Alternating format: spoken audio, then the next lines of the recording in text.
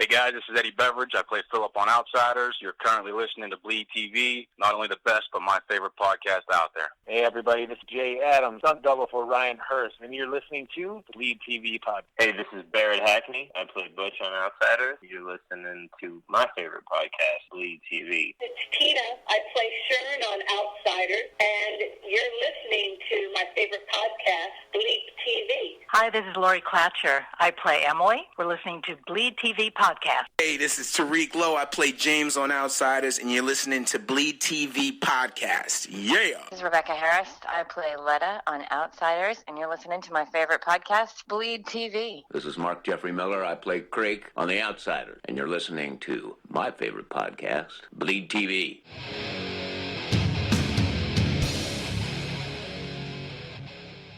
You're listening to Bleed TV, the only podcast of today's best shows and movies. I'm Zach. And I'm Cash. And tonight we have the Outsiders season finale. Absolutely, refuse to call this the series finale. No, there's no chance that this is a series absolutely finale. Not. This is just one in the chain. I don't care if they call it the Unbroken Chain. Yeah. It is number 213, Unbroken Chain. Unbroken Chain.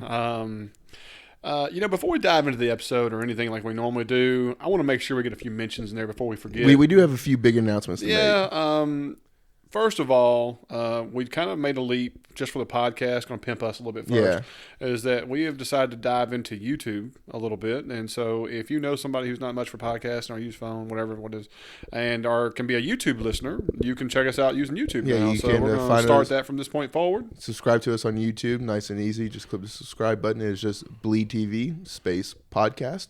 There you go. And that's where all our stuff is. Yeah. It's going to be a little bit later than iTunes and stuff, but it should be out in the same day. There you go. So, just something to try to expand the pod and do little things for people who maybe not have as much easy access or just don't like podcast apps. Some people don't. Yeah.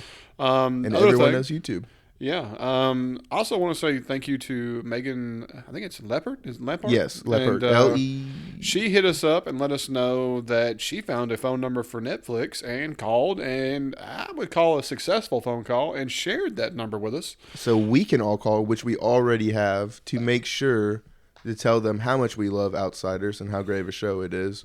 And then we need you to call this number to do the same exact thing, because absolutely, the more calls they get, the more better the odds. Yeah. I mean, that is from the word. That's from the horse's mouth, as they say. Yes. It's as clear as day as it can come from the horse. So make sure you got this pen or you got your phone handy and tap these digits in there.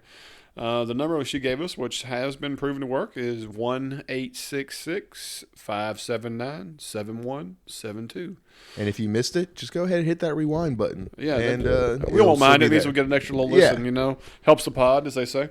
But yes, that is a number where you can call and say, hey, damn it, pick up Outsiders. The show's amazing. WGN has lost their minds. Whatever. And we know all of you will call because we had such great support for this show on Twitter with all of the amazing hashtags. How amazing was it that we were trending that high? Yes. I mean with two different hashtags. I know. Shay Must Stay was booming.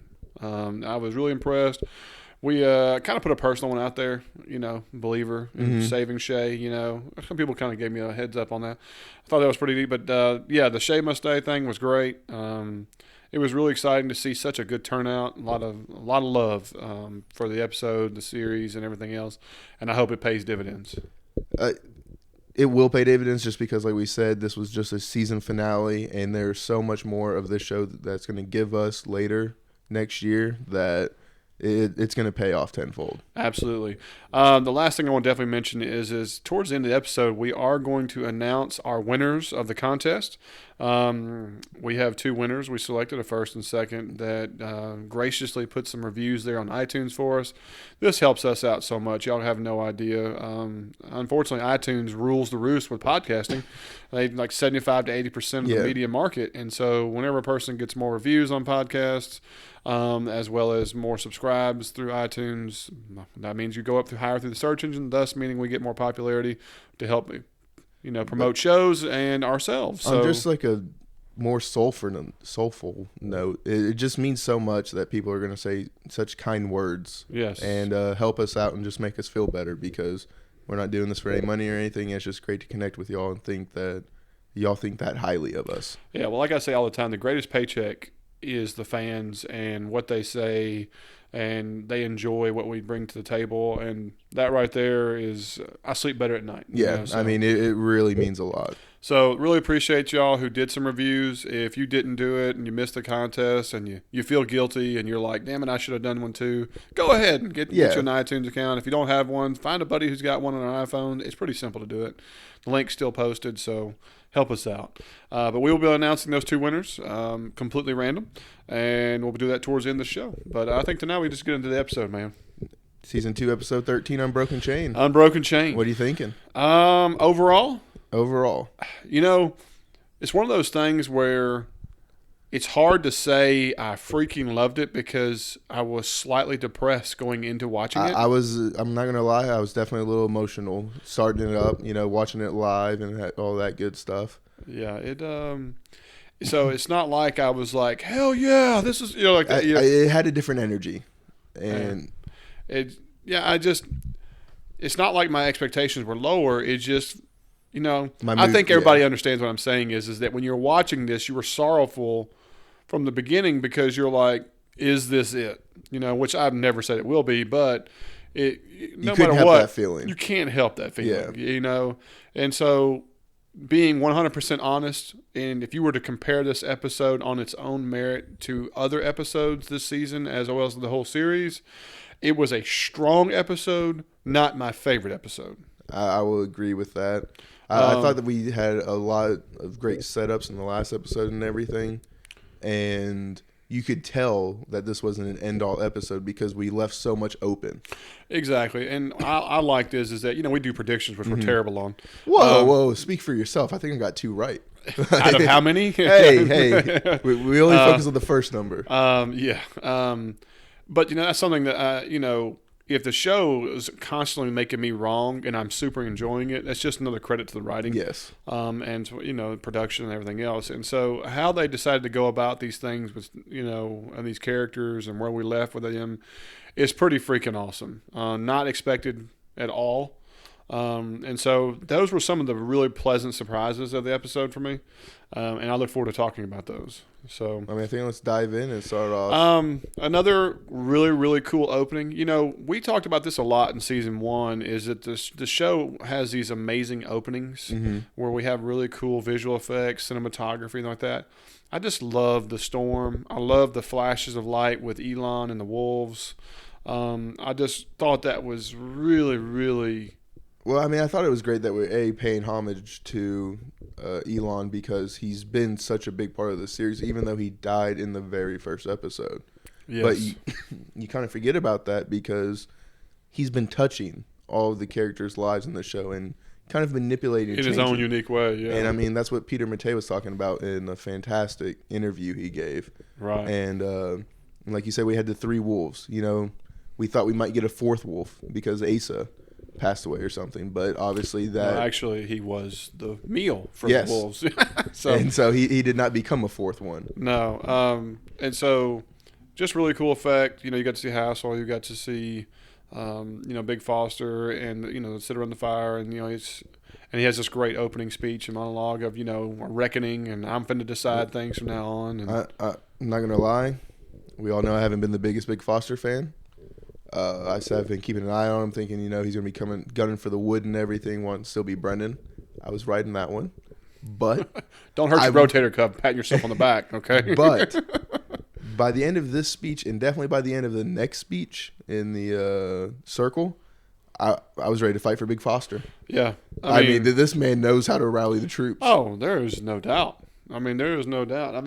Just, what was best about that circle? In my opinion, is that you got to see the split. If Shern was willing to come full circle, and Crake and all that stuff, it was the way the split happened for me. It was the pain in Shern's voice, the pain in her face, where she was like, "I can't believe I'm selling my soul to the devil, but I'm going with Big Foster here." And then just like all of the air gets sucked out of the room. It's just another example of Tina dominating, the scene as she always does. And that's what, as soon as we said, when are we getting more Shern? they gave us more Shern, and there's she no doubt. delivered every There ain't no single doubt. time. And, Mark Jeffrey Miller at Craig, just the consistency's out of this world. I mean, I was hoping he would get a little bit better of a speech. well, I hated they only gave him Like 7 short. lines. Yeah. It was short. To me, I think it would have been a situation where he really could have unfolded the Brennan side of things and since Shern was right after him or within sequence of him and had a elegant speech of the opposite side, it would have been really, really good. And then, well, what they made me think was that Lil Foster was going to come and speak on behalf of Gwen, and that just never happened. No, I didn't see that. You didn't get that feeling at all. I didn't. Well, because the camera I just don't kept, feel like he panning. was part of the charactership, or the circle itself to be able to make that. Oh, I mean, I agree with you there, but it was just the way the camera kept panning to him and everything, and like his looks of worry. He's like, "Uh-oh, this is turning." Well, I think Gwen. what's really cool about that is that I think they were showing you his face, and we're trying to guess which side is he leaning based on that. True. And I thought that was pretty sweet. It's one of those things. Now, to bounce back a little bit, we do get some in-town situation where we get to see Stash doing his undercover work. This man's a detective. Yeah, I mean, we haven't had lights off. He's followed Matt and surprise visitor Gordon. Oh yeah, pretty good. I thought that I thought that was solid. And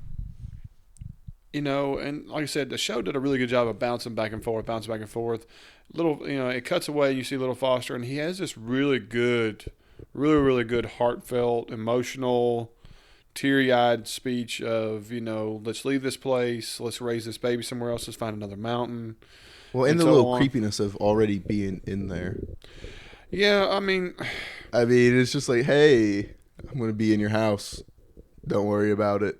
And then it was like, I don't know if you ever watched How I Met Your Mother, but it was like the little sequences, like it's either love, like Dahmer, or love. And like that's one of those things where, depending on who that person is, they either falls flat on their face or it's the most romantic thing in the world. Yeah, and it ended up being the most romantic thing in the world. Yeah, exactly. Done by somebody else. Yeah, Been like if creeper. That was Big Foster, it's a creepy thing. We're all like, get away. But since it was little, it was like, oh, okay, all right, this is romantic. Key part of his statement that kind of rang with me, and it had a great monumental ending with it, is that the oak, give it up, get rid of it. It's the problem. And you didn't think much about it when he was making these statements, and when he was saying it, correct. But it was kind of back in my mind, and way to bring it full circle towards the end. Now, I felt like when we went, I want to focus on Stash and Matt. Stash confronts Matt. There's this whole scenario here where he's like, I don't know him. I hadn't seen him. That's funny. You were with him last night. And I was like, boom, way to throw it down the gauntlet. But I'm going to be honest with you. As soon as he said it, Matt had a great quip right behind it. Look, Matt was fantastic this episode. James McCauley, man. He absolutely crushed this role. And it was always interesting when we were talking to him. He was talking about how, he felt he was the good guy. He felt like he was doing what was good for the person he was talking with and everything, no matter what. Not on this episode. No, but this episode, he was pure survival mode, and you could just feel the slime coming off of his body. It was oozing through my TV. I needed a towel on the floor. But just the amount of ammunition that he has in his back pocket, and spares no bullets. So he's like, double tap, quintuple tap, just let me make sure I'm hammering this home. Exactly.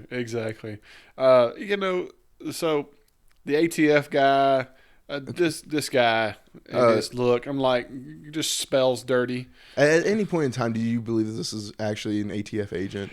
I really didn't. To me, I thought it was a guy in a suit, just somebody else from the A governor's suit? office. He's Not a- a suit. he's like like- his coat. He's like in khakis, a regular t-shirt, and an ATF agent spelled out on the back of members the only jacket. jacket. He's rocking. Oh, get out of here! And this man's just on a payroll. Yeah, it was.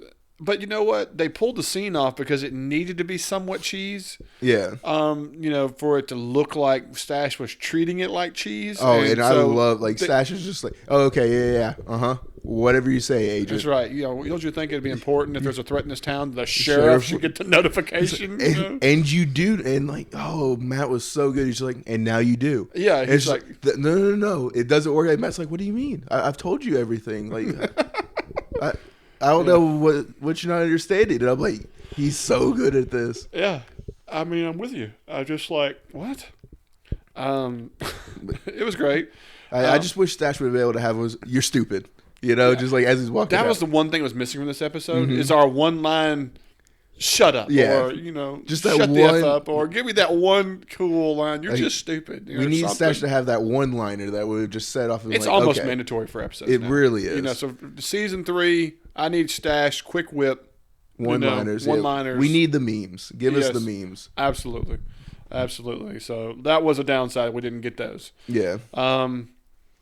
So Hassel becomes kind of a big character from the mountain and his feral kinfolk this episode, to the point where he comes up and he gets asked to be espionage detective. Where's the dynamite? How'd you feel about how Gwen handled the Hassel situation? Not a big fan. Neither was I. I just like Hassel's shown no loyalty or commitment, and well, he's shown loyalty and commitment. You didn't show him loyalty and commitment. So he left. Yeah. Well, here's the deal. Think about the last time these two were together. He was encouraged to go back down. He was encouraged to go away. He comes back up here claiming that he's seen a vision and that he wants to do this, that, or so on. And he's still treated like the redheaded stepchild to have to prove his worth. And I was kind of like, the guy has come back up here. He's left his pregnant wife, this, that, or so on. But they're still giving him a hard time. And he has no reason to be up here. He doesn't have any family. His only cousin was brutally murdered by wolves. It seems like Craig has kind of pushed him away, but I think Craig would still accept him. Correct. And so, like, he's genuinely coming out of here out of genuine worry. And that's love. What I feel like. He's there. Us, the viewer, knows why he's there. Yeah, and we know what he's done down in the town. Right. And so, I understand, but to me, it was like set up for failure. Yeah. You know what I mean? In which they did kind of turn it around where he ended up becoming another Big Foster fan, which is so backwards for him, But you know what? It worked out strong. I hate to say that Gwen, the character of Gwen was meant to look less and less through the entire episode.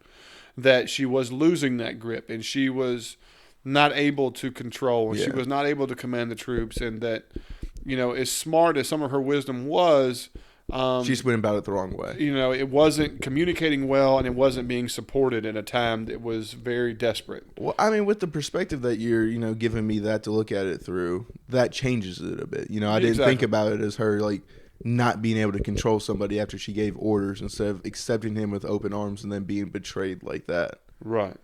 So but it's twice fold. It's a double-edged sword. Yeah. You hate to see that for a strong character who's done well, but I think it was also the intention of the episode so you can see the demise of the Feral clan. Not demise, but you can see the demise of order. Demise definitely works by the end of this episode.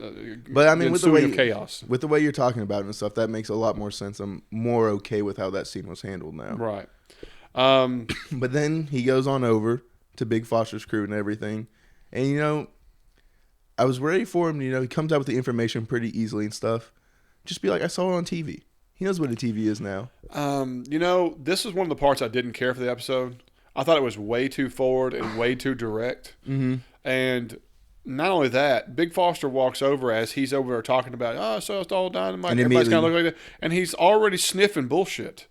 And he talks out of the way almost immediately. And I was like, whoa, y'all sniffed BS out with Gordon, and it took a whole episode before we got anything. Hassel all of a sudden comes up with all this information and knowing all this, and my big thing was like he comes in and it's like, I haven't beaten y'all in red or black in a while. Sits down and then immediately gets back up and just start talking. It's like that is an immediate sign of, hey, I'm somebody here to get information. Yeah, this was like it was rushed for time. I didn't care for that. I didn't. It was like, I haven't beat y'all on this, and this, and like that. Hey, by the way, dynamite. Yeah. Really? And I mean, like, he gave like a weird roundabout answer when he could have just said the news on TV. Now I know they wouldn't have understood it, but it's like, look, guys, I've been living down there. Like, we have ways of information passing quickly. Right. You know, I don't know. It just didn't deliver well. But I mean, it didn't make the whole episode suffer by any means. It moved fast because it literally moved the plot really fast. It really did. Us. I mean, because the next second is he got any of those clothes from down there, and he's got a very nice looking dirt bike. Yeah. I mean, this is like a legitimate dirt bike. This was a nice little find there to be under the tarp, and it was also nice that he was able to get his entire wardrobe back again. So maybe he ran home, gave Sally another little kiss, and then out the door. There you go.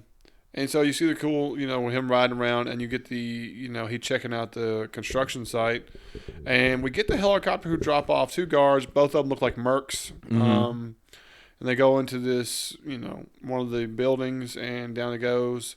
How this helicopter would not have seen Hassel, I'm just like, really? He literally flew right over him. But I mean, it doesn't mean he has to do something, but I mean, it led to the plot earlier that, later actually that, there's a waiting for him. But another really, really cool set piece. Where do you find this? You know what I mean? I have no idea. Because it wasn't CG. This was the real deal. Very impressive. Kudos to whoever found this spot and what they used it for, because it worked well for what was coming later. And I mean, and it ended up being a big set, but I mean, only for like 20 minutes a show. That's a lot of that's a lot of money and effort that this show was willing to put into for such a small scene. Right. The crazy thing here is that entire complex, you saw a couple excavators, it was all fenced off, and then you open this gate and you see a military vehicle. When you see the scenes later and you see what's actually in those buildings, it's kind of mesmerizing, the amount of firepower, vehicles, equipment, and so on. And I was happy they were able to sneak that in there for a few a few scenes to kind of give you some credit to what. Well, I mean, that's huge. I mean, that makes the attack legitimate, because otherwise it's like, okay, a helicopter and stuff, how useful was one helicopter, 2 helicopters going to be when you're fighting on a mountain? Things like that. Whereas they have a full artillery, and it's like, if you don't take this out, you're screwed. If you take it out, you're screwed, because they're going to come back with even more stuff, but at least you've bought yourself time. Right. Now, one of the, we were talking about a minute ago when Stash was talking to Matt and the ATF guy, funniest line of the episode.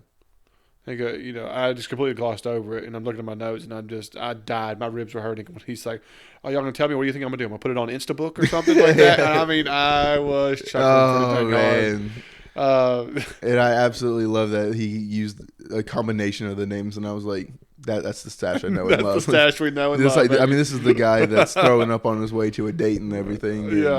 And and we get to see his girl. I was like, "Oh," but anyway. He finds Gordon, and great dialogue here.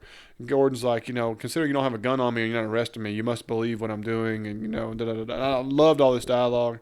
He lets him know that he's on his side. He's still a good guy, and that was good. I was really hoping Gordon was going to be a good guy, and when that came to fruition, it was nice. I didn't care either way if he was a good guy or bad guy. I think I thought he was a complete scumbag bad guy, but I think he was a scumbag out of necessity. He's a survivor. Exactly. I mean, he's like a cockroach. Do what you gotta do to move on and continue the agenda.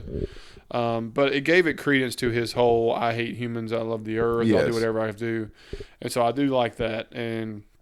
And so, he made the promise to him that I'll send you the information when I'm good and gone and, safe. And he goes, what about the camper? And he goes, that's Gordon's camper.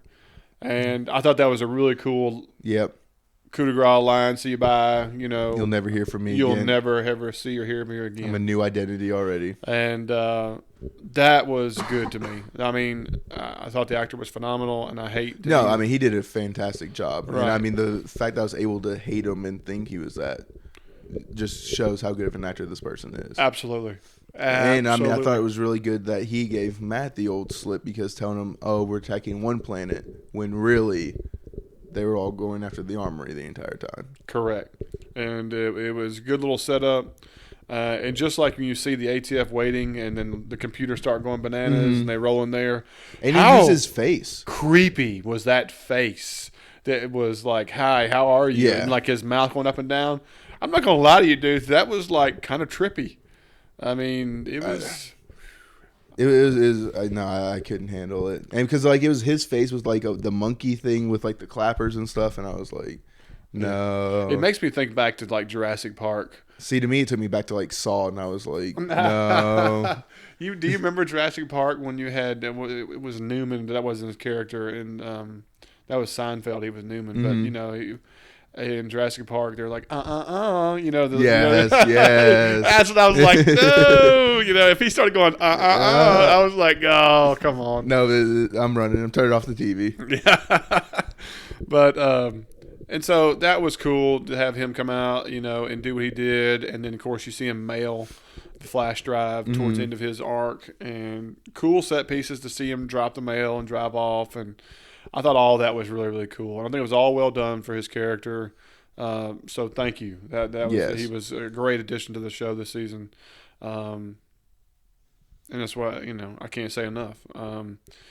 Now, let's talk about Big Foster. We talked about the circle already, and into this circle, he makes this deal where even Lori Klatcher's character, Emily, says, you know, I have to say that we're in a time of need, and she sides with Big Foster, which is a real shock to the Brennan. And the deal is that, you know, if I don't succeed, I ain't coming back. Mm-hmm. You know, well, first the deal was, if anybody dies, you're not coming back. And he's like, yeah, no. I can't guarantee that. That's not going to happen. Good choice by him by not accepting that deal. Yeah, I mean, really, that's just unrealistic. I'm going into a dangerous situation. People might not come back. But if I fail, then I promise I won't come back. Yeah, I won't make one step on this mountain. And that was concerning to me, that might be a cliffhanger that Big Foster is exiled.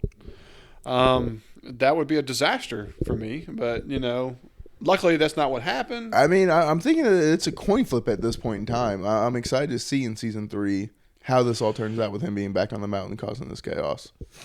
Yeah, that's the understatement there. Of the year. But, but he changes the deal a little bit and was like, look, right. If I fail, I'll never come back. But if I succeed... Which, I mean, he left it very change loose. Change is a-coming, boy. And it is that. Change is coming. And I was just like, he's coming for that oak.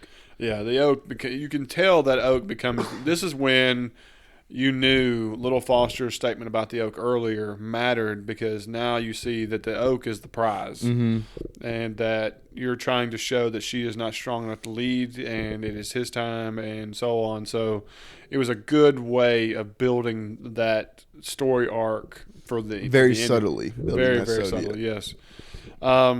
So you see our boys, they go through some dynamite training.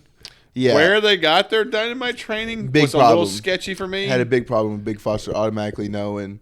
Yeah. He's like, this is the blaster cap, this is this. And not only that, like, some people were calling it fire, some were calling it dynamite.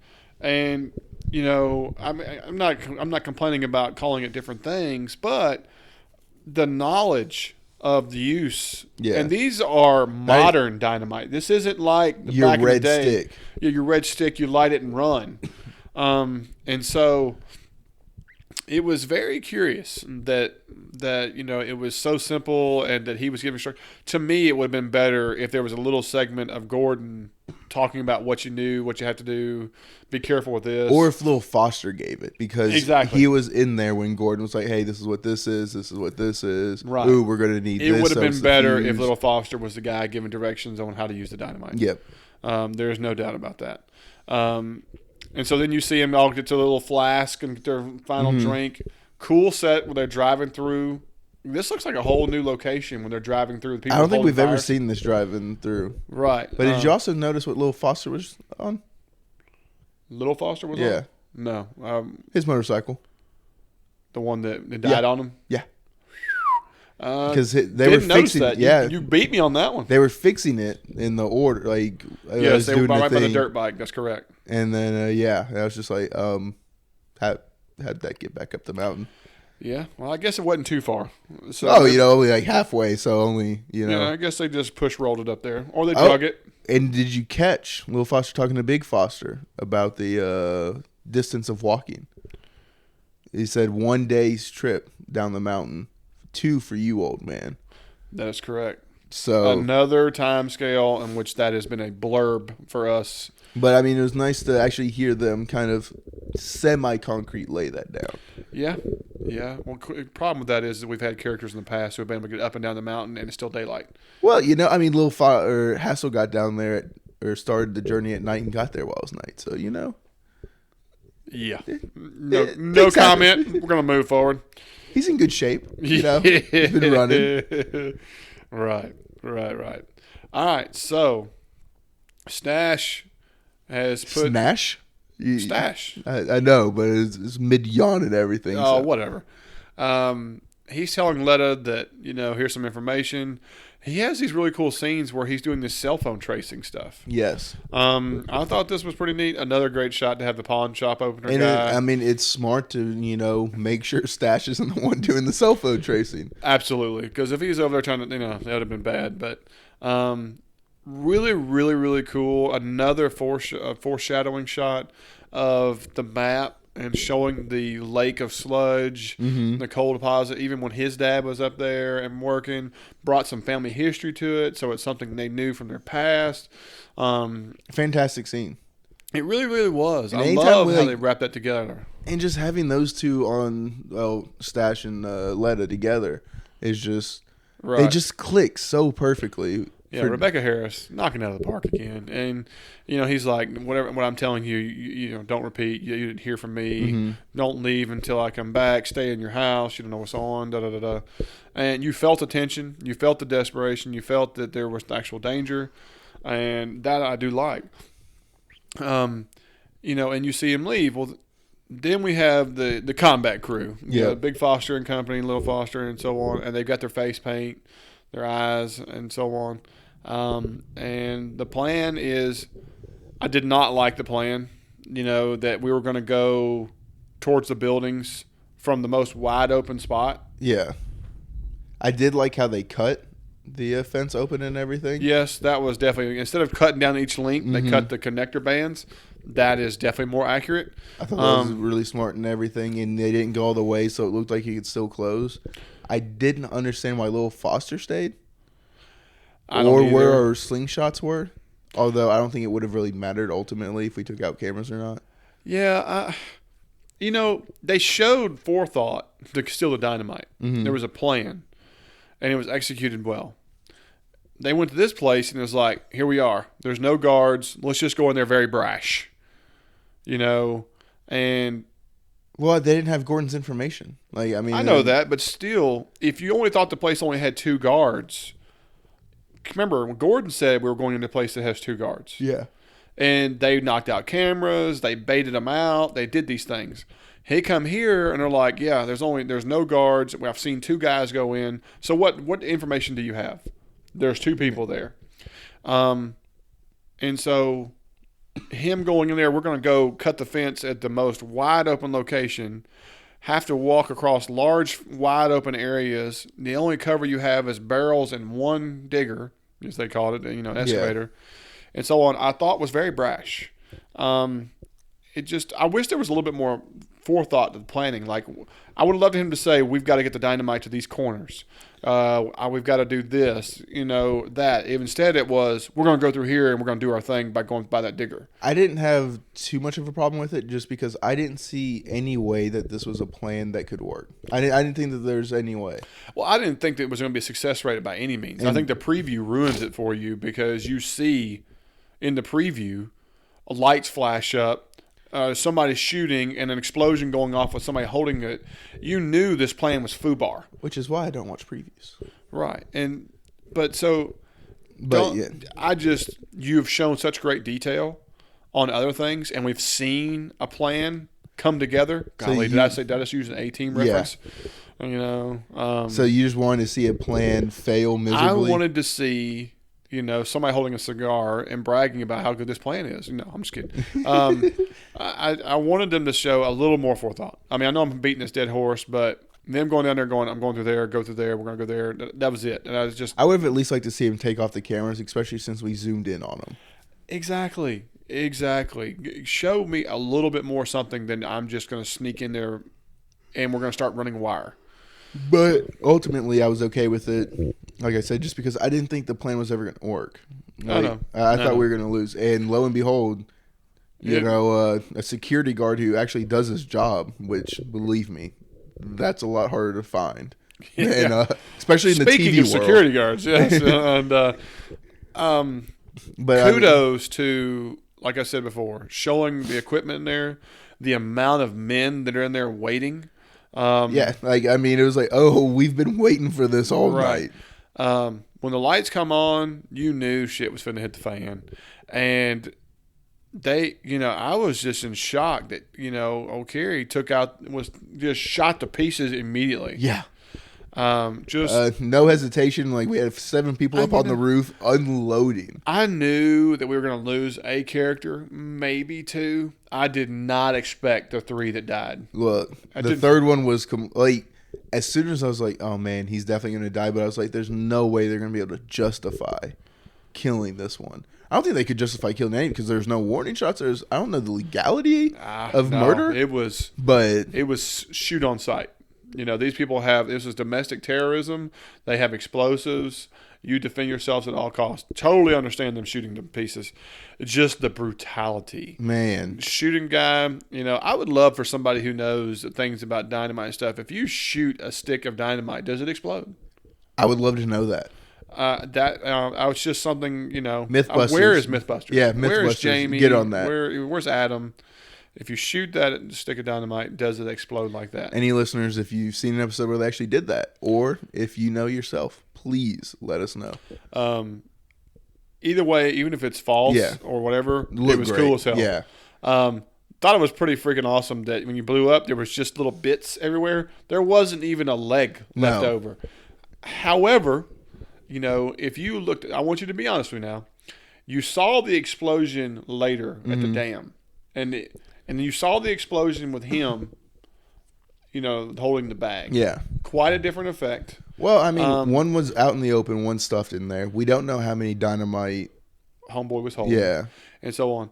I really would have been really, really cool if there was like part of a leg or something. A little bit better than disintegration. But I'm thinking about another show we cover is Into the Badlands, and just how recently there was an amazing explosion scene with people, and they went to the forethought of having, for the most part. For the most part, yeah. There was some people who were just completely unscathed, but there was forethought there and detail to show this. And I think this is an awesome opportunity for one of our awesome guys, Stephen Toland's crew, and Toland FX, to have a body part or at least a piece of it laying there.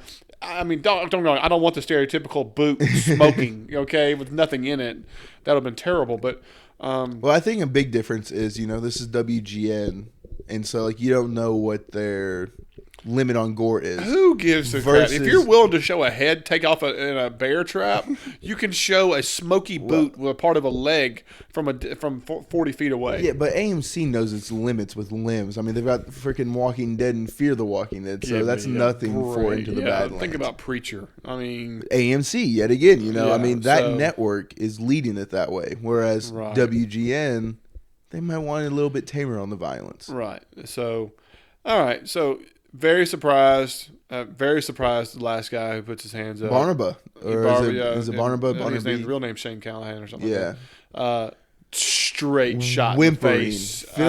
I'm feeling so terrible for him. He's like, no, puts his gun down. I was like, you're so dead. Yeah. I mean, and I feel so bad. Why make it an easy target? I mean, just greased him. At least, mercy kill. One shot to the head. It's true. He didn't take it like Harry, who took like 5 or 6 rounds and died horribly, which was tough. And then not only all of this, as Big Foster's trying to find anybody that's doing anything, old Hassel comes running in, and I thought he initially took this one straight to the hip. Yeah, I was really surprised he took a body shot. I mean, I kind of expect a shoulder graze or the classic Outsiders leg wound. But no, we've seen 5 of those probably, and no, I mean, takes the gut shot in the lower left abdomen. Really cool effects. Dang it, Toland guys! If y'all did that, that looked awesome on camera. It looked really, really good. And even like the way he fell, like, I mean, that was legitimate. It wasn't a fake fall or anything. It was straight. Great stunt work. Another example. That was how physics is supposed to work. Thank you. And when you have a high-powered rifle shoot, it does pass through you. Yeah, that was another good thing. So that was really cool. What about their plan? To me, it looked like they were putting dynamite next to these barrels out in the field, not next to any part of the building. Did you notice that? I just don't think that they had time to. Yeah, it was. I think that was just like goes the back light. to the whole haphazard, So whatever. I'm not going to beat that to death. So Big Foster gets brave and just helps Hassel up and walks him as he's shooting behind him. Thank you, Eddie Beveridge, for standing up there, Philip, and taking out some lights and giving some cover fire. I don't know where that was at the beginning, but Yeah, that was kind of surprising. He was kind of a late reaction there. Well, because we didn't even fire a bullet until Eddie. Well, no, Big Foster shot his pistol in defense of Hassel after he got shot. Yeah, but I mean, like, he was still rocking the snub nose, wasn't he? He had a little 9mm pistol. Okay, so I mean, he had something that could have legitimately. He had something, a little cover fire when he picked up Hassel. So, and of course, like I said, Philip gave a little bit, and they got to the fence and got out of there. Immediately following, Stash rolls in because he's up there at the top of the hill and he's over there hollering, "Get out there!" I thought for sure it'd been hilarious. He rolled down the hill because he lost his footing. Oh, God, that'd have been terrible. Just it would have been terrible. It was like, next season. Yeah, really. Stash has got like an arm and a leg. Yeah, he's in the wheelchair next time. He's got the wheelchair. oxygen tank. It's just like, oh, what happened Stash. to you? I fell again. So you are no longer allowed to drive a vehicle or anything else. You were relieved of command. That. Oh God! But instead, really cool confrontational scene where he rolls up and. I mean, we get Big Foster. Being pulls protective. The gun. Yeah, and then Little Foster gets in there and like, I trust him. Trust him, man. I mean, he told me like he's pounding his. I trust him. Right. It's like that's enough. I agree. It's like if I trust him, you trust him. This made the scene powerful. This made it legitimate and plausible. Because the reality of it is that the sheriff, Stash, had a gun on him one time before and almost killed Big Foster. And then now the roles reversed. And Big Foster usually hasn't blinked for this situation. And so the only thing that would look good and the only thing that was plausible was what happened. Yep. And that is what was awesome and well done on the writing on the section of that. Way to go. Delivering that stuff. It was really, really strong.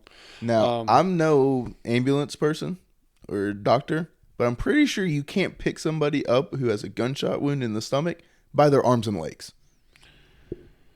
You can pick them up. They're not going to live. They're going to be extremely painful, and it's going to be hurting and stuff. They didn't have a problem with that. I mean, like, they got him in the car. He's giving him instructions. He says he's going to get him out of there. And he told him to, go up this way.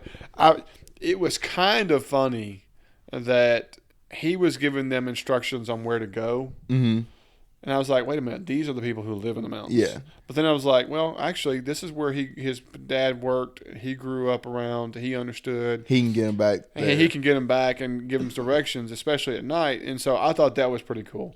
It was a good little touch to that experience. And it pays homage to the map that we just looked at and everything. Absolutely. Absolutely. So I thought that was really, really strong. You see Stash call Letta, hey, get your nurse friend, get her over here. We got a guy dying out. We got to help him out and everything. I loved all this. This is all 100% plausible. It was a great way to set up his cliffhanger, whether or not he's going to be allowed to go to the hospital and what's going to happen to him for it. And so really, really well done with that part. As for the three guys, we've got Eddie and we've got Little Foster, Big Foster. Great for Philip not to have died in a horrible face shot. That would have been That would have been bad for his stroke with the ladies. Yeah, I know it. Yeah, that would have been tough. Yeah. You know? So they get to this Dam. The dam, which we saw previously, another great example of them showing forethought and foreshadowing and everything. And this is where ingenious idea, which they thought of first, of trying to put dynamite in there to blow up this dam. This is clearly the best plan that they could have had. Right, but I'll be honest with you. I was going like total no way. It would take a ton of dynamite to blow a hole into this dam. Yeah. And so... And not only that, I thought they placed it too high up. I did too. I thought it was kind of strange. Because they placed it like, halfway up the thing, and I was like, I would want that closer to the base. Yeah. It was just going to take a ton. And so... I don't want to beat it up too bad. Well, part of it is... Because it just wasn't enough dynamite. Just because I've seen so much. I used to be a Mythbusters guy. And dynamite just doesn't carry that huge... Punch. And that's one thing I was really proud of. Is that when he lit that fuse... And they're over like, I would not be happy if they turn around and like shows this humongous fireball. And Big Foster dies from it. You know what I'm saying? That would have been a total... I'm poo-pooing on this. That's awful. Yeah. They actually show an outward contained explosion like dynamite would have done. And the thing that made it dangerous was the rock that was being blown around. So that right there was awesome. You know, they did a great job with it and stuff. As awesome as that was, it also showed that was not enough. Well, and that was part of the point of Elon being there. Right. And so, you know, as Peter Matei said in this interview and stuff, is with the magic of the mountain that was bestowed onto Elon, is he was able to bring this down for him. And, you know, this was the last card that they're able to get from him. Right. You know, like Peter Matei said and everything else, that Elon is the guy. He was the magic. He was the power. He was the what was helping everything move forward for the mountain and its sake. And this was pretty cool. What I liked about this is that Big Foster was not alone when they saw this. Now, what surprised me was Philip actually saw him.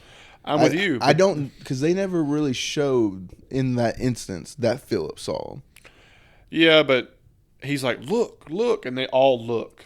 Yeah. So to me, it gave it so much credence. It was a cool that it's not a premonition. It's not a hallucination. It's not your demons fighting you. It's not any of those things.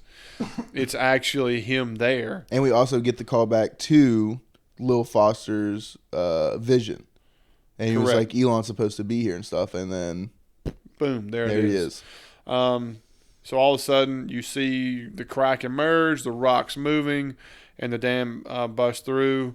And these water special effects, some of the best I've ever seen on television. I'm not lying to you. I'm not blowing the skirt up. This water effect...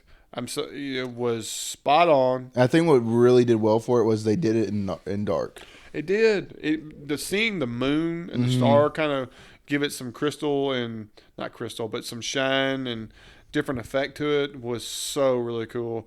And I loved how you didn't see the building up close get washed away. It was, you saw the lights and the very outer edge as you could make it out, and you saw the light starting to disappear and just go away. Just great little detail. That right there of letting your imagination run with that was so much better than actually seeing some terrible CG. Instead of seeing like the day after tomorrow water taking buildings out. I mean, please don't do that. This was so much better. Such a good decision to make it where you're seeing it from their point of view. Because if you were that like you were watching the water go down the mountain, that doesn't help anything. You need to see the mission completed from the people who put it in motion. Really, really like that. Really, really strong. One of the better things that could have happened for the episode. Now, when they get back, and he shows up, and Gwen's over there barking at him like, it's time for you to go. You know, you had to be exiled and so on. Coolest thing that was said in my mind was his speech talking about, I was wrong. The person coming back to be the savior it was Elon. Yeah. He came back. My boy came back and saved us. The prophecy was true. And that was something I never, ever expected. I don't think any of us did. Right. But, I mean, that's the funny thing about prophecies is it can be anybody until you figure out who it is. You know, the funny thing is I really feel like Asa was supposed to be his character arc. Yes. But since they killed him off for whatever reason, which we've heard why, that it was a difficult relationship with him. And from what we have heard, he was not the easiest person to be along with. Right. That they had to adjust. I'm going to be honest with you. This adjustment, better. Yes. Than what I could have imagined Asa being for the future of the show. I would say for the most part. To me, it was just a really, really cool way to wrap up. Because, I mean, we got these Elon references from the beginning through the middle of the body, the drawings that he did while Bill Foster was in prison, all these things like that. All that was in place and was so well breadcrumbed to the end. It really was. So I really, really enjoyed that. Really, really strong. And so this is when you see Gwen and her power fading the fastest you've ever seen. And this is where David Morris owns this show. Is that the way he is staring at her and looking at her and telling her the change has come, that oak belongs to me. Very, very powerful. Very stealing the show. I mean, it's just no other way to put it. He did what he was supposed to do. And he absorbed every ounce of energy and light on the screen. Yes. Said, I am your star. And then gave a speech. Yeah, get you some of this. His tone was just fantastic all throughout this because it changed a little bit, but the authority that was behind all of this, I was like, Gwen, you're in trouble. Way to go, Philip Eddie Beveridge, for stepping up. And like I saw him too, and he puts out there. Little Foster saw it. I mean, he throws Little Foster on the bus. And doesn't give him a chance. Or anything. Does. He's just like, well, his ass sure wasn't stepping up either. So, and I love, I think it's a real chore to get an entire group of people on the same chime when it comes to an emotional set point of we saw Elon, he was the one that was returned, that's my oak. To see everybody's reaction kind of culminate at the same time. That had to be like a 9th or 10th take. Like, I mean, there's no way that's the first take. That there was always that one guy in the back, who's like, we see you, Eddie. We know you said you're a one-shot guy. But... Hey, James Nancy, can you put the smile down for this scene, okay? I mean, come on, I'm just kidding.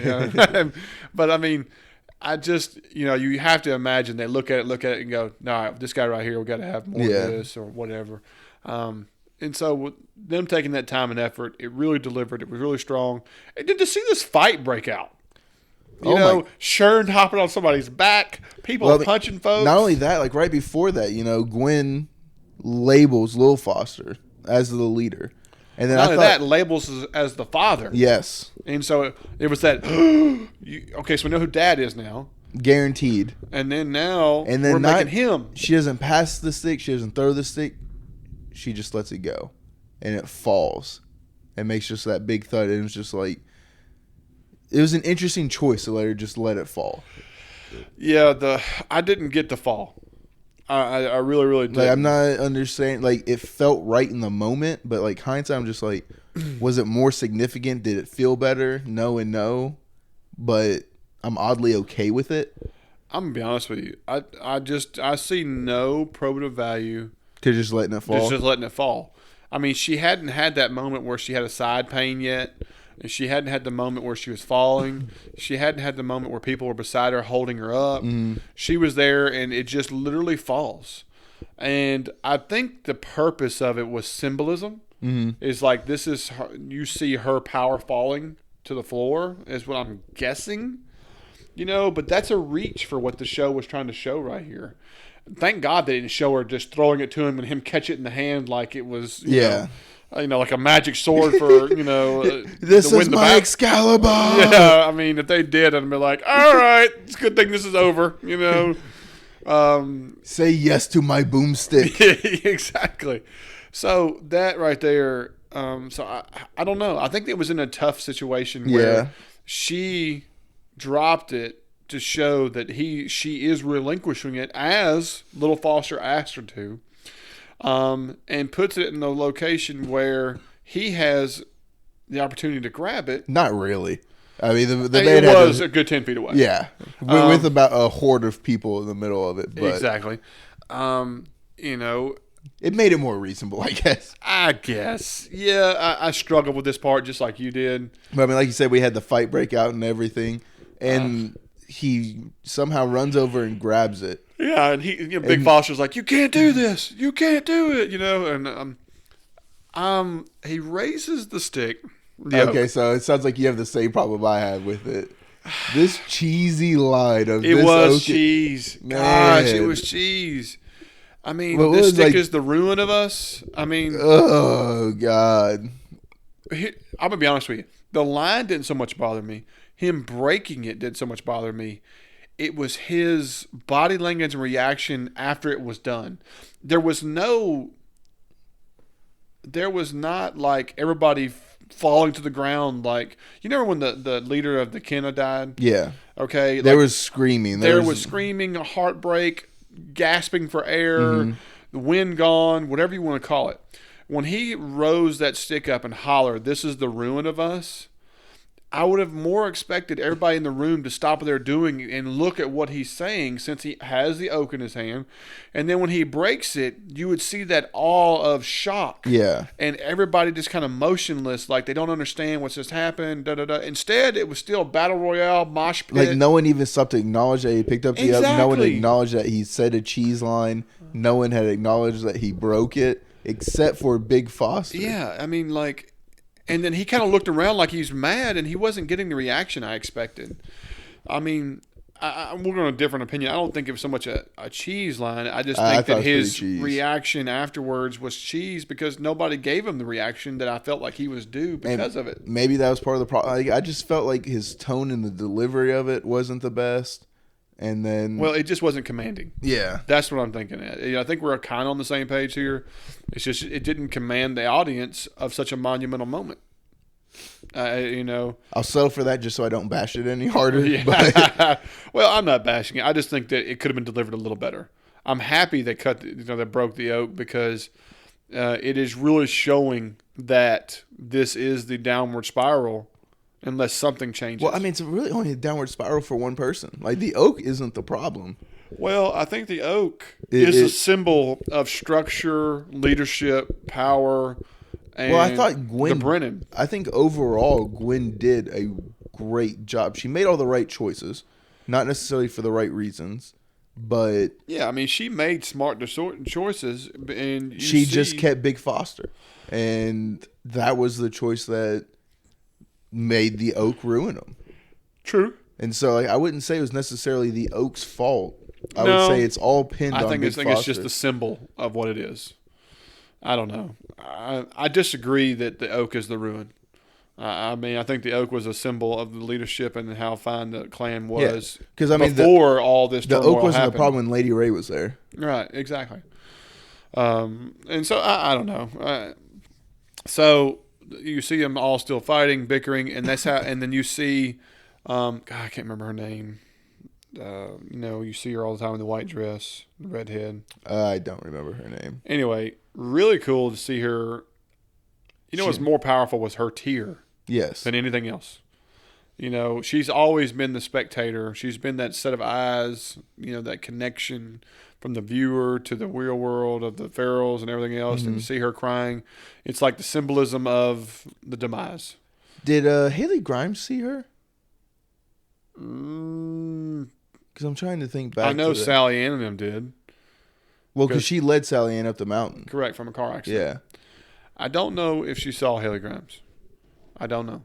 It was just a weird thought that popped in my head. I don't think she did. That was completely random. Yeah, it was, but it's because she's always significant on those moments with the mountain and stuff. And so, true. If Haley would have seen it, not that she needed any more convincing. I'm pretty sure she would have. But the next part is you see the aftermath of the coal bath sludge.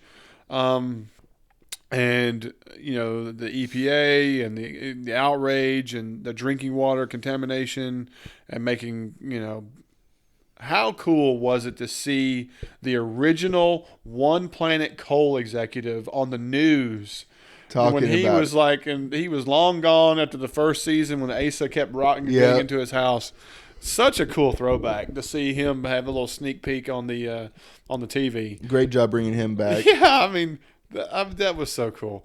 And then but what blew me away was them finding Elon's body. And from this interview, it was Elon. It was his body. Now, I have a problem with this because we saw Elon get buried, white sheet in the ground, dirt on top of him. Middle of the mountain. But first episode. Correct. But you go back to Big Foster's speech of he was the returned. He was the one that came back and so on. And he sacrificed himself to save the mountain. And that's all fine and dandy, but this wasn't a shallow grave. This was a legitimate, Well, he returned. This is where you have that mysticism, the unexplainable, the rule of cool, whatever you want to put it in there. I want to put it as in he's hungry and looking for someone to bite, because this is a walker. He's not a zombie. This is not the Walking Dead pod. You get the wrong one. Yeah, I mean, I was all right with it. I mean, because it threw me for a loop at first. Yeah. Because I was like, I would have been finding a way. Like, if you saw him disappear and the dam blow up, right? And if that was it, okay, that was the end of it, that's great. So it was a real shock to see that they, show him picking a body up. Yes. And that just shows more evidence and credence to the whole he's returned. The whole mysticism. Right. But he is the prophecy. But that's it. Mm-hmm. In my opinion, that means Elon's character is done. His character is done. All of the lives and stuff that he's been able to touch, all of that luck that they had on their side is gone. Yeah, he's not bringing that to the table anymore. And so that was that's what that I felt like was meant to convey. Their ace in the hole is gone. Exactly. Exactly. So the episode wraps up with, like we said, Hassel is in a situation where they have to make the decision that he's not going to live. They take him to the hospital, but we all know if he goes to the hospital, that's going to spell trouble.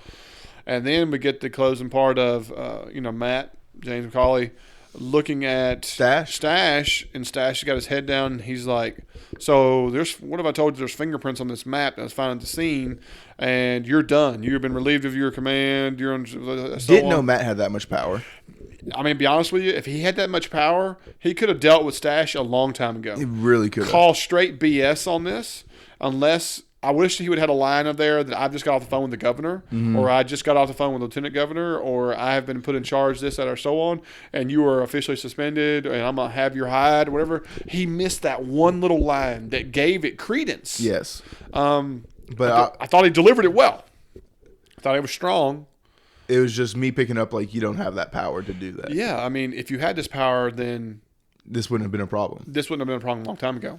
But also, if that really is the map, A, how do you have the map? And B, why are you touching it without gloves? Thank you. Because Stash could have been like, this map? This has my fingerprints on it? The one I'm touching right now is just like... Exactly. If this was the map, it would have been in an evidence bag. If you were saying you had his fingerprints on it and like that, you're making that crap up. You're sitting there holding it. It's got your fingerprints on it too. What are you going to say about that? How do I know you didn't go up the mountain and go give it to him? I was just like, that right there of him showing him the map and him holding it and then folding it up and putting it in his pocket. I was like, bullshit. I was no way. So I'm seeing this map outside. Go ahead, put me on the stand. Right. Yeah, for all you know, that fell out of my truck when I was driving on Highway 80. Yeah. Get off me. You got nothing with that. You know what I mean? If this map is what's going to end my career, good luck. Yeah, really. Yeah. I'll put my $17,000 house on it. Yeah, I was just like, that right here. It's another example where it was missing that little detail. Yeah. Matt needed to have something that showed that he had the authority, missing, as well as that map needed to have something to protect it from prints. Protective tag, or a report that shows it. This is something other than him holding it like it's in his back pocket going, I got you now, I got my coupon book, go to the grocery store afterwards. I was just like, oh my God. I don't do that. So, I mean, very powerful scene, very well delivered. Stash having his head down, kind of contemplating that maybe this is the end of his career, whatever.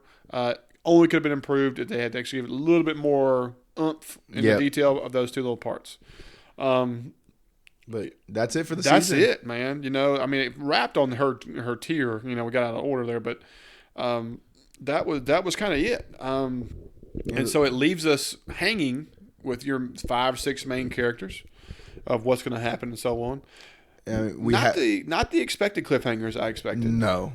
But not bad ones though either. A lot of good cliffhangers that we have, and we have a lot of predictions and everything. We're just going to save that for the season 3 preview. Yeah, we've got a lot of ideas, which typically are way wrong. And we feel like they'll only get better as the longer they marinate. Yeah, that's right. If they stew. Yeah. And so when we get that season 3 announcement, we're going to do a preview cast and talk about where we think things are going and try to talk to a few more actors and actresses on the show and get rocking. But I'll tell you what I want to do now, Cash, is that. I mean, you just said, you know, I want to do a little special thank you to a lot of folks as quick as we can. Not to bleed everybody, but I want to say thank you to we're very fortunate to be able to speak to some amazing people and befriend some amazing people and be able to share this experience with all of you. And a lot of people don't know, maybe, and if you're a good follower of us, and it's great and stuff, but we were able to interview, you know, one-on-one, you know, 10 plus, I think almost 14, 15 actors from the show. And I got to tell you, there isn't a single interview that was better than the others. No. There's not a single interview that like stands out as, oh my God, and this, that, or so on. I've never been so blessed and fortunate, or we, in my opinion, have been to be able to talk and share these people. Great stories and memories. Experiences, their lives, and what they have done for us on this show. It is just absolutely monumental. You know, if I could talk about something in the future to my kids and different things like that, I would want to tell them to go out there and find people, interact with folks, and see that there is so much more to life and learn from. And these are the kind of people you would want to talk to. I mean, these are people that as soon as they said hello on the phone, I felt like I've known them my whole lives. Absolutely. Like, you know, you never got the whole, you know, oh, you're stuck up. Yeah, like you need your water at 72 degrees. You got 5 minutes of your time, blah, blah, blah. Everybody was so gracious and so awesome. I mean, these were people we were having conversations with after the interview. Right. I mean, like, we've got actors who are texting us and calling and doing different things and interacting with us and being a part of the show as well as fans. I mean, it's just, it's an unbelievable experience, and I want to say these names and let you know you guys are well thought of, and thank you for your time and what you bring to help promote our podcast as well as this amazing show on Outsiders. First guy we ever interviewed was Ed Heavey. Just an amazing fella, just really down to earth. Kind of, you realize he's also an actor, but he was also kind of stuntman, been in a lot of really cool stuff. And he was a stuntman in the best scene of Daredevil in that jail scene with the Punisher. Yeah, and I mean, the guy's, you know, just an amazing individual. And we've kept up with him. He's done shows on Blue Bloods and other things, and we talk to him and via social media and text and like that. And so, I mean, it's just another great example. That Keith Gregory, you know, just an amazing fella. We're still expecting that zucchini bread, by the way. Yeah, you have made some promise, Keith. Don't you? You are not off the hook. You're not off the hook, sir. But another amazing guy, Tariq Lowe. I mean, what can you say? Just another. I mean, you wish you had more time on screen with him this year. Yep. You know, he was a great deliverer. He played, you know, Sally Ann's brother. Rebecca Harris, Letta, you know, she came on strong a lot this season. Yeah, and I mean, who brought the struggle of sickness and family and decisions and everything else better? The interaction as brother-sister with Stash. I mean, come on. I mean, it was like they were brother and sister. Exactly. And it's real. I mean, not only just the struggle, but you know, diving headfirst into wanting to make the end of your life a martyr. Exactly. And, you know, going against the coal company, starting these things and everything. Being an inspiration on and off the show. Yes. You know, lovely. Lori Klatchman, the guy, Emily, you know, one of the elder, you know, the circle leader, whatever you want to call it, like that. How many times did you see her in the show and she spout out something amazing and in the coolest language you've ever seen and so on, and mesmerized, you know? I mean, just phenomenal. Tina, Alexis Allen, and Sharon. I mean, how many times were you rooting for her when she was kicking ass on screen? Every time. You know what I mean? Who sits there and eats leaves to commit suicide? Who is the one punching folks, getting on their back? Who's the one who's not afraid to call it like it is? That's Tina. Yes, you it know, is. an amazing.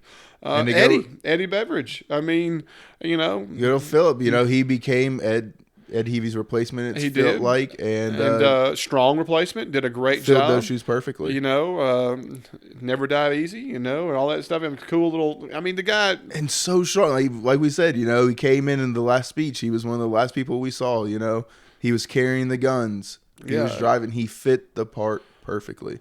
Barrett Hackney. I mean, who does not love this character, Butch? Who does not think this show was way better having him in there? The interactions with him and Frida, you know, which is Eve, and I wish we had got an opportunity to talk to her. His friendship with Sally Ann and Hassel. You know, the bromance. Oh, you know, my goodness. I mean, just this guy. I mean, the look, you know, the trucker hat.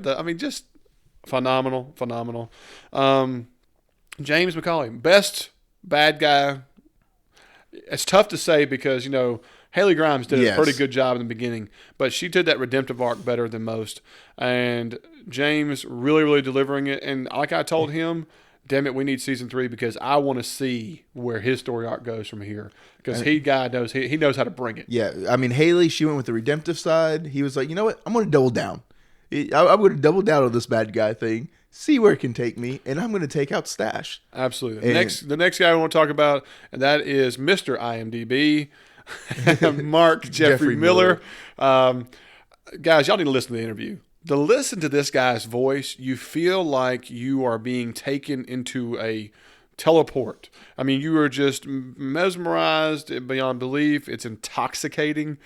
He could be talking about blueberries and tornadoes, and you'll be just like, you'll be scooping it up. Man. It's just the guy is so charismatic, so cool. Look at some of the stuff he's done. We've walked back and watched some different things. You don't have to look at the stuff he's done. Just turn on your TV, and he's liably on every other third channel in some part of the day. He has continued to talk to us, maintain with us. He texts me regularly. He always gives us feedback on our shows. Can't say enough about Mark. Really appreciate you, man. We met some really cool people that are not necessarily on the show, but are on the show. Steve Tolan from Tolan FX. We learned a lot about the FX part of this. And some of the things they brought to the table. Have y'all realized that he's the guys who created the head roll down the hill from the original sheriff? All the gunshots and stuff. It was a special thing that he created to make it more realistic. And they use it on the show. I mean, just phenomenal. Y'all ought to check out his page, some of the stuff they create and his crew and what they accomplished. I'm very, very proud of these guys. You're going to see them more and more as we go forward. Another person you won't see on camera, Rosemary Rodriguez. She was a director on the series. Phenomenal director. She calls it like she saw it. She's not afraid to see with that. And she's also a podcaster. And for a fellow podcaster to come on our show and then promote on one of our favorite TV shows, that right there shows you just how great, genuine, nice, and wonderful of a human being that she is. There's no doubt in my mind. She has a new movie out. I think it's called Silver Skies. Silver Skies. So if definitely you haven't check it out. I believe you can catch it on Amazon and a few other things. Absolutely. And of course, the next one is J.R. Adams. Now, if y'all don't know him, when we spoke to him, he was a stuntman for Ryan Hurst. And he gave us a lot of inside information and introduced us via social media to some people who are doing things when it comes to stunt work. And we are big supporters of the stunt work world and community. Like I said, Ed Heavey is also doing stunt work. Damn it, they deserve an award. Thank you. I mean, they do have some, but I am ready for the Academy to bring it. Exactly. The Academy needs to make this a thing. There is no doubt in my mind. And the other person, she had a slight cameo on the show. That is your Feralist fan winner, and that was Krista Meyer-Gill. Now, guys, she also runs the Feral Territory, which is the one of the larger, if not largest, fan groups for Outsiders. Does an amazing job. Really promotes the show. I think she's built up the community up to over 10,000, almost 12,000, whatever number it is. She's a real positive force. She is one of the people who is leading this charge for the show to continue.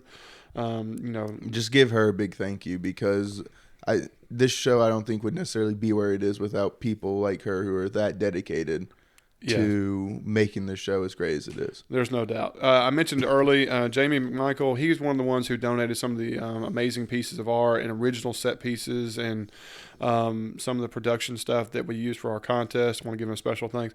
And the last individual person I want to say thank you, which might be a surprise to some people, but we're going to give a little insight on this, is that this individual is really the person who opened the door for us. Yeah, opened the door, got the ball rolling for us to be able to have direct contact with some of the actors, be able to, He put his name out there for us without even really meeting us or anything, and told these actors, hey, check out this podcast. They're wanting to do some interviews. Check them out. I'll do all the little middleman work if you want to get on there and do it. This was out without asking. This was pure graciousness. This is pure generosity and kindness. This individual also has offered his home to us. He's offered to try to help us meet with some of the production company and some of the bigwigs to even possibly try to get him on the show or be on the set to watch it in production. All these amazing things, and we have never asked for anything. He's just constantly trying to be generous. And he continues to this day and even supports us on other shows that we're doing. Yes. And so I really want to say a really, really special thank you from Bleed TV, Cash, and I. The bottom of our hearts, truly. And that is to Ted Williams. And a lot of y'all don't know him. He is on the show. He plays one of Big Foster's posse, goons, one of his bad guys. He's all throughout. And we were very pleased to see him not get shot in the face. Absolutely. And so that was good for us. And so when we have season 3, which is going to happen, damn it, we're looking forward to seeing his ugly mug on the screen. Mm-hmm. And hopefully in person. Hopefully in person, because when season 3 happens with that, we are going to be taking him up. And so, Ted, really, really appreciate it. The last thing I'm going to say on this, guys, is that I want to say thank you to all the amazing fans of the show as well as our podcast. It has been one of the best experiences for Cash and I. It's been a really, really, really special ride for us. It's been one of those things that it's hard to, like I said on a text and tweet and everything else, it's indescribable. Cash and I have sat here for like an hour before we even started podcasting and talking about how it really, really felt special this whole time and what y'all brought to the table and what it's brought a community together for a show, for something that's so well done.